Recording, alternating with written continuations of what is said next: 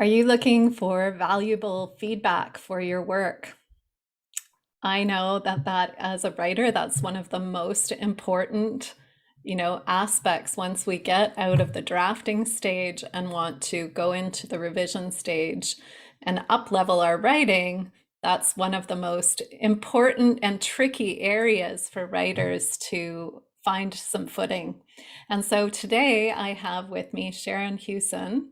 Did I say that right? I didn't even do a little check-in before. And we're here to talk about finding valuable feedback. So welcome, Sharon. Welcome. Thank you. There we go for having me. Welcome to everyone who's watching, if there is anyone. So it's so funny because we've had sort of an ongoing conversation over the last little while. You've been a member of this group for, oh, like I feel like almost since I started it. And you've recently started a YouTube channel, which we'll talk about in a moment. But in our conversation, you felt really passionate about this topic of finding valuable feedback. And I wonder if you can say why you feel passionate about it. What drew you to want to talk about it today? Well, when I started writing, which is more than 15 years ago, maybe even 20 years ago, and I was sending out manuscripts in the mail, submitting. So to let everyone know how different of a time that was. And I kept getting lots of rejections back, the form letter checked that they sent back in your SASE that you sent along. Yes. Right? So let's just really date myself here. And I would be frustrated because they wouldn't say what was wrong with it. And I'm writing it and thinking it's good and going, someone help me, tell me what is wrong, how I can make this better so that a publisher will want to publish it. Because obviously that was my goal, was to get my writing published.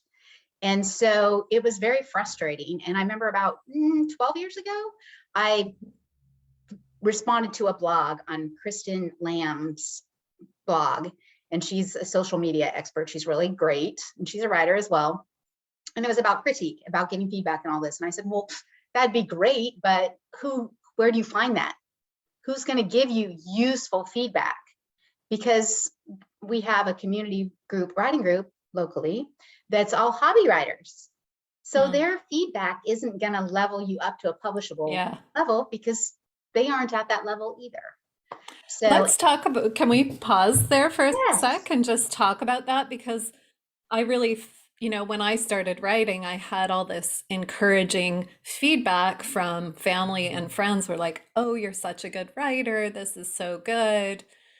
But then I too, in myself, in my envelopes with self-addressed sealed envelopes inside, sent off these pieces and didn't know why they were coming back. And so I think at the beginning, sometimes it's helpful to have that encouragement, but if you want to up level, it can be kind of, you can stay on a plateau for a long time because you're not getting the feedback you need. Right. It's definitely a balance. So before we started, I mentioned Robert Benson's book, Dancing on the Head of a Pen. And he mentions in there that getting feedback too early will probably sink your writing project because people might not like it, or people will not understand it, or whatever. And you'll go, oh, well, this must not be any good. And so you stop. So you don't want to get feedback too early. But there is a point when if you've been sending out and you keep getting rejections with no feedback, you have to find it. And Kristen Lamb was like, hey, fine, send me some pages. And I had this short story that I had submitted to the literary journal of my university. And I sent her that. And she shredded it. I mean, shredded it. It was like, I opened it in the first sentence, she's like, what? I mean, and it was just so eye-opening because I thought this was a really good piece, but I didn't set it up. So see, that's the other thing, is that because we can visualize our writing and we see it in our head, but a lot of time what we see doesn't make it to the page, doesn't Yeah. transfer to the page. And until you have someone tell you that and tell you why it didn't make sense, you can't understand. Because like I said, you don't know what you don't know. Yes, So yes, absolutely. I mean, I see this with my students all the time, and it's not, yeah, like some of the omissions we think, oh, that's not interesting, but they actually are necessary to bring the full picture of the story forward. And it is such a tricky place. That's why I also talk about embodiment, getting into the body so you can feel what's needed to push the story right. forward.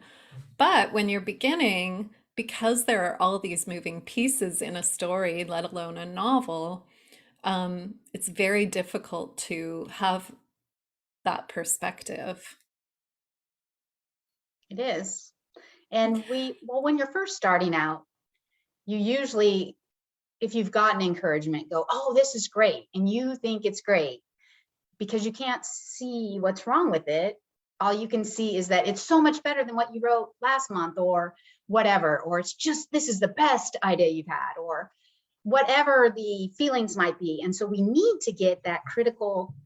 I remember that being the turning point. The reason I mentioned Kristen's, because I remember that being the turning point where the light bulb really went on that, okay, I'm a good writer, but I'm not at a publishable level right now Yeah. because I don't understand what I need to understand for short form. At that point, that was a short story that I had, in every form, of course, has different rules and different expectations. And so that makes it difficult as well. Yeah, I think that that's such a good distinction to make is like you can be a good writer, but not have developed the skill set that you need to be a publishable writer, Right. right? So, and that takes time, and it's helpful to have someone who reads your work so that point of view switches. That's something I see a lot in my student work, and they don't like know how to use point of view in a really integral way for the story. So you make all these slips and you don't know you're making them because you don't have that skill yet you know, to not make them or to catch them, I guess is better in Right. the revision process. Right. And sure, you can hire an editor, which I highly recommend if you're going to self-publish, especially. You should definitely not put stuff out there without an editor. But an editor's only going to be able to edit so much. There's there's an expectation that you're sending them the best work, and so they aren't going to have to completely rewrite it. That's not an editor's job. So No. So, in terms of feedback, where do you go for feedback and what do you recommend for people not wanting to find editing? Because I agree with you. I think the editor comes actually at the later stages of the work. But if I have my select readers that I really trust. What about you? How did you come to find the feedback you needed and, come into group with people who you trusted to so read it your has work well? Yes, so it has changed. I was connected with a group of young adult fantasy writers when I was writing that. That was my dream genre. That's what I started out writing. And I got a short story published with them with a small publisher. And it was 100% because of this group of writers who were published, helping me improve that story that I submitted. And for the longest time, I thought that was like the best thing I'd ever written. And it was because these authors helped me take it to a different level. So they were indie authors as well, all self-published or with small presses. And so they were willing to give me a hand up. And I really feel like that is your best bet if you can find other authors that you respect. I mean, obviously, I also had a bad experience getting feedback from an author. And then after I read her work after I got her feedback, and it was completely tore me apart. And then I went, but wait, I don't really even like her style, or I don't even like her, because she was trying to push my style into her style, which is another thing. You That have to be able to understand what's good feedback and what's not. And that comes along the process. So yeah, Hmm. I'm with you. I have a beta readers right now. I'm writing women's fiction collection of short stories. And so I have women fiction writers and women fiction readers. So I like to have a balance for my beta readers. So that's test readers. That's what beta reads means, right? I like to have a balance of writers and readers so that you get the Hmm. perspective of what a reader is hoping and what they see and miss, and what an author can see because they understand the construct of story. Absolutely. I think that, yeah, I think that's so important to find find your people. And in this day, we were chatting about this a little bit before we got on, in this day of like there are Facebook groups and sometimes I know for myself I felt this desperation to get my stuff out there and have people tell me, you know, how to fix it or whatever. And I didn't have the internet in the way that people do now. And now I feel a little concerned for writers who throw their work out into the internet ether because you just really don't know what you're going to get in terms of feedback. What do you think about that? I agree completely. So I'm like you. I have a small group, a Facebook group that's for encouragement. And it's for writers who are serious. They want to finish their book. They want to finish their writing, whatever it is. But they need encouragement. And so that's what my group's about. Since I'm a writing coach, as I know you are as well, then I have a special passion for writers, and especially writers just starting out and in that place of, I need help. Where can I get it? And I Hmm. do think, for me, my recommendation would be, if you're going to have another author read your work, to read theirs first.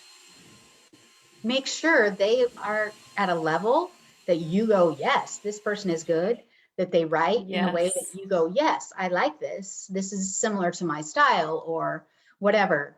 Because some authors, and I try not to be this way, really try and really push their style on other writers because they don't know any better. And so I don't want to talk that down.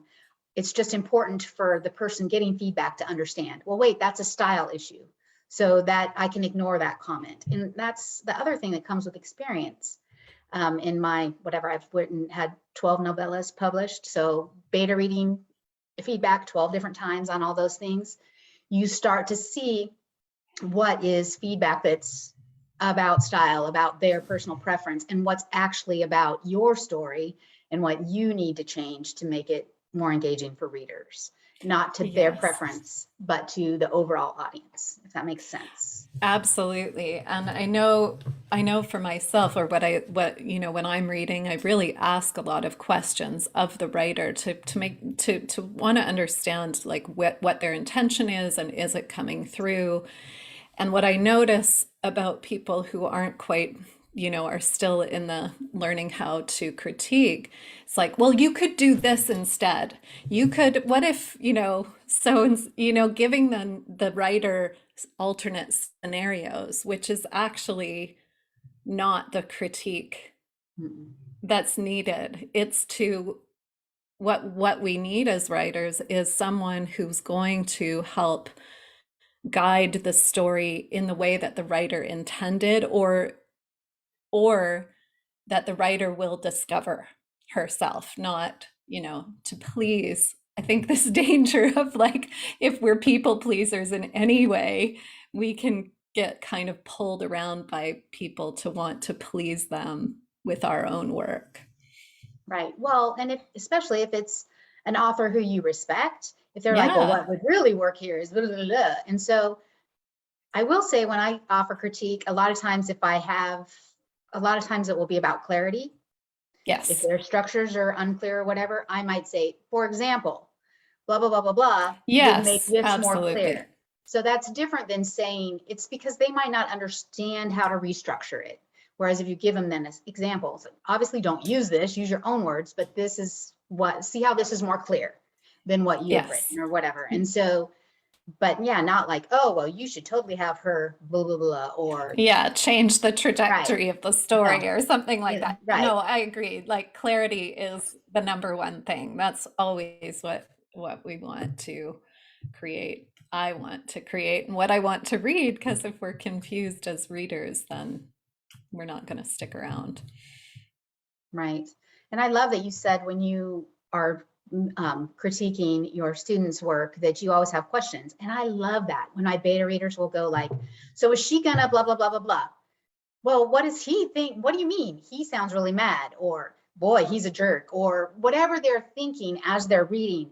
I love knowing that because that's what I need to know is what I intended, because I'll know what I intended. Well, I didn't intend for him to come off as a jerk.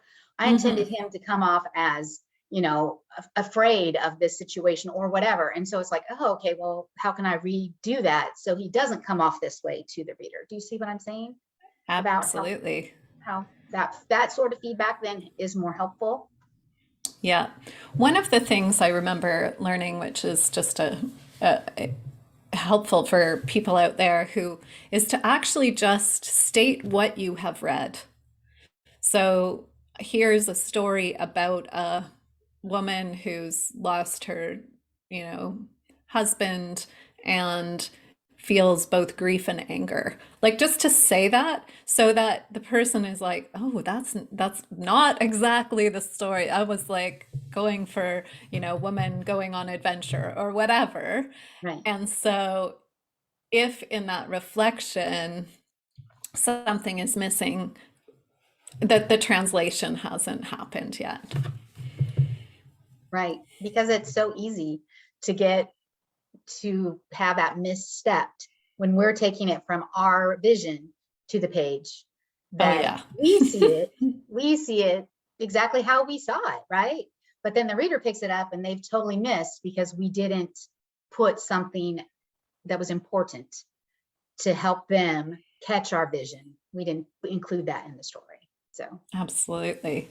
So a couple of things before we sign off, Sharon. One is just how you encourage people to find these groups of critique, getting so getting valuable right. feedback. And like you said, there are Facebook groups. There's the group I talked about, they had a group on Scribophile, which is a platform. It's a critique platform where you use points. Like you critique, you give input, feedback, and you earn so many credits, and then you can have posts so people can give you feedback. And I'm not going to say that that feedback that I got that way was great, but that is where I connected with this group. So it's where can you find this group? And it could be anywhere. Um, it could even be if you follow your favorite author and are a member of their group, you might meet people there who are also writing and whatever, or, Mhm. so, but as I said, you want someone above you that's a level above you to be the one to give you feedback most of Yeah. all. So it can be difficult, but you can also pay for critique services. That is the service that I offer. And I know that Writer's Digest, for instance, gives you a feedback service. So I know that it is a feedback service that you can pay for as well, if you're in a place to do that. And if you get desperate enough, I mean, I was that second author that I said I wish I would have read her first, who ripped all my pages. That was feedback I paid for at a writing conference to get that Mhm. feedback from her. So Mhm. Mhm. Yeah, there's all sorts of ways, and I would encourage people can if you are searching for feedback and you've just been listening to this conversation, you can even reach out in this group and just see if there's a collection of people who want to meet virtually to offer each other feedback. And it may work and it may not work, but you do have to kind of reach out a little right. bit to find those people. And it's trial and error. Like I said, there's been Yes. times I connected and you go, wait, that's not a good fit, and try again and try again. So Yeah. And when you find your readers, it's like, I have, 3 or 4 people that I really just like trust with my work now. So it's worth the search. yes. Okay, so let's talk about your YouTube channel, and we're going to give people a way to access it. So why don't you let us know about All right. that? Well, my passion is to help writers level up their writing. That's exactly the terminology I use in my coaching newsletter that I send out. And so once a week, I post a new video about different questions people might have. And I'm always looking for input. I've actually had input from viewers, and then I made a video to answer their questions that they had. So it's really just me talking to the camera, just like I am right now here, about whatever the subject matter might be. And I have recently also recorded and posted 2 videos about feedback, one about feedback in general and one about critique groups specifically, because I am a member of an actual critique group, and I know that is a thing. Okay, so thank you, Sharon, and we'll share that link below. And to everyone out there looking for beta readers, looking for critique groups, you keep searching until you find your people. Thank you. Thank you.